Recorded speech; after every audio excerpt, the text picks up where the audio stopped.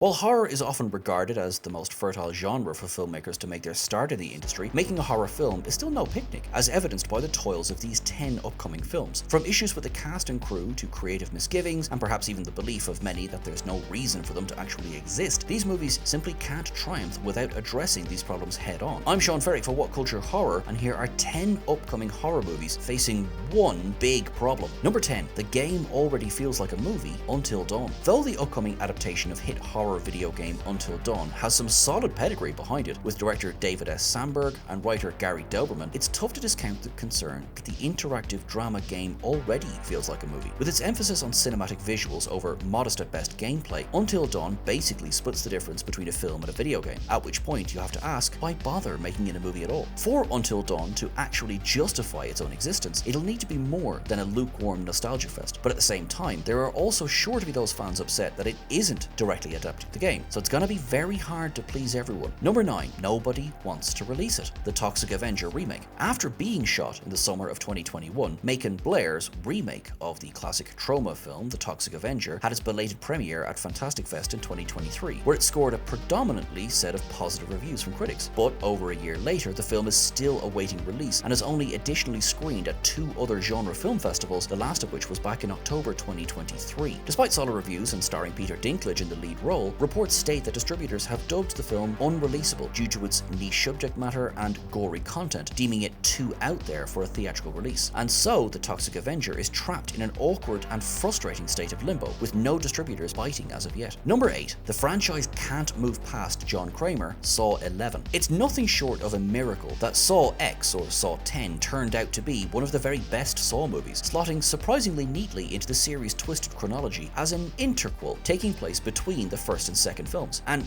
great though it was to see the legendary Tobin Bell give his most impactful and genuinely dramatic performance as killer John Kramer, it also illustrated an ongoing problem with the franchise, its inability to exist outside of Kramer's shadow. The 9th Saw film, Spiral, tried and failed to shift the series away from focusing on Kramer, and its disappointing commercial performance led the producers to go back to Bell for another go-around. Saw X was a fun novelty for sure, but with Bell reportedly planning to return for the impending Saw 11, it doesn't indicate much of a willingness to address the simple fact that, sooner rather than later, the 82-year-old Bell is going to age out of the role one way or another. The Saw series desperately needs to start thinking about its longer-term survival prospects without John Kramer by introducing a truly worthy successor to his mantle, whomever that might be. Number 7. Terrible title, Final Destination Bloodlines. Though there's much excitement about the 6th Final Destination film, it's tough not to hold it against the filmmakers for settling on such a wretched title, Final Destination Bloodlines. Bloodlines, as a horror movie sequel subtitle, feels like a pure parody in 2024, considering the hilariously overused title has been lent to a long list of generally naff horror sequels in the Hellraiser, Pet Sematary, Wrong Turn, and Tremors franchises. To call it played out is quite the understatement indeed, enough that it was even acknowledged by series producer Craig Perry. While a title isn't necessarily indicative of the end product's quality, it does nevertheless imply a patent lack of imagination on the part of those making the business decisions. Number 6. James Wan isn't directing, again, The Conjuring Last Rites. It's largely accepted by fans of the Conjuring movies that the 3rd film, The Devil Made Me Do It, was by far the weakest of the original trilogy, an issue generally ascribed to original director James Wan's limited involvement, as he received only a story by credit. Sadly, the very same is true of what's said to be the final entry into the mainline Conjuring franchise, The Conjuring Last Rites, with Wan again only taking the story credit, while directing duties will once more be undertaken by Michael Chavez. Given that Chavez not only delivered the disappointing 3rd Conjuring film, but also helmed 2 other underwhelming spin-off entries in the Conjuring universe, The Curse of La Llorona and The Nun 2, it's impossible to expect anything but mediocrity from this one. Even though Wan's a busy man, bringing him back to give the Warrens a proper send-off would have been a smart play here. Number 5. Spoofs are a dead genre, Scary Movie 6. Earlier this year, more than a decade after Scary Movie 5 was released, a 6th entry into the franchise was announced, and this past October it was further confirmed that the Wayans brothers, who wrote, directed, and starred in the first 2 films, were returning to develop this reboot. But even accepting that the Scary Movie brand name is legitimately iconic in its own right, the spoof genre is completely dead. For one, the glut of low-effort parody movies produced by Jason Friedberg and Aaron Seltzer throughout the 2000s and 2010s basically annihilated audience interest in spoofs as a whole. More than that, social media has allowed smart, talented creators to deliver bite-sized parodies of hit movies on platforms such as TikTok with an immediacy that a movie simply can't ever match. Number 4. Explaining Samara Weaving's return, Ready or Not 2.